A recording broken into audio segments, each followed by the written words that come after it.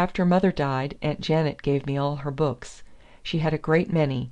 Most of them had been given to her as prizes when she was a girl at school, and some of them had been given to her by my father. Do you know the story of my father and mother?" Eric nodded. "Yes, Mrs. Williamson told me all about it. She was a friend of your mother." "I am glad you have heard it. It is so sad that I would not like to tell it, but you will understand everything better because you know. I never heard it until just before mother died. Then she told me all. I think she had thought father was to blame for the trouble, but before she died she told me she believed that she had been unjust to him, and that he had not known. She said that when people were dying they saw things more clearly, and she saw she had made a mistake about father. She said she had many more things she wanted to tell me, but she did not have time to tell them because she died that night. It was a long while before I had the heart to read her books. But when I did, I thought them so beautiful. They were poetry, and it was like music put into words." "I will bring you some books to read, if you would like them," said Eric. Her great blue eyes gleamed with interest and delight. "Oh, thank you, I would like it very much. I have read mine over so often that I know them nearly all by heart. One cannot get tired of really beautiful things. But sometimes I feel that I would like some new books. Are you never lonely, Kilmeny?" "Oh no, how could I be? There is always plenty for me to do, helping Aunt Janet about the house. I can do a great many things." She glanced up at him with a pretty pride as her flying pencil traced the words. "I can cook and sew.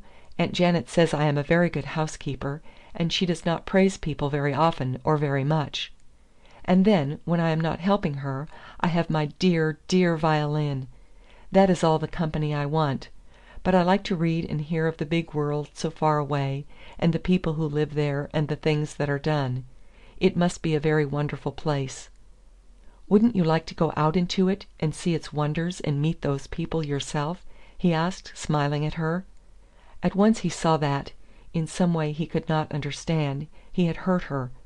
She snatched her pencil and wrote, with such swiftness of motion and energy of expression that it almost seemed as if she had passionately exclaimed the words aloud. "No, no, no! I do not want to go anywhere away from home. I do not want ever to see strangers, or have them see me. I could not bear it." He thought that possibly the consciousness of her defect accounted for this. Yet she did not seem sensitive about her dumbness, and made frequent casual references to it in her written remarks. Or perhaps it was the shadow on her birth.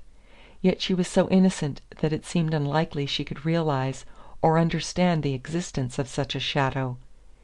Eric finally decided that it was merely the rather morbid shrinking of a sensitive child who had been brought up in an unwholesome and unnatural way. At last the lengthening shadows warned him that it was time to go. "You won't forget to come to-morrow evening and play for me," he said, rising reluctantly. She answered by a quick little shake of her sleek dark head, and a smile that was eloquent.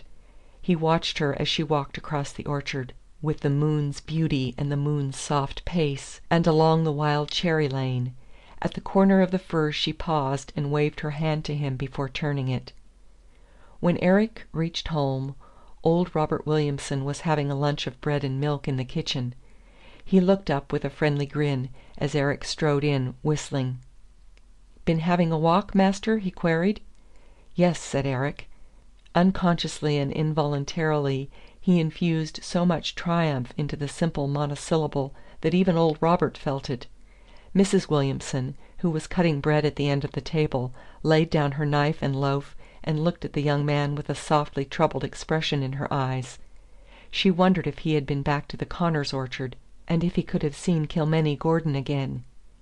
"You didn't discover a gold mine, I s'pose?" said old Robert dryly. "You look as if you might have." Chapter 7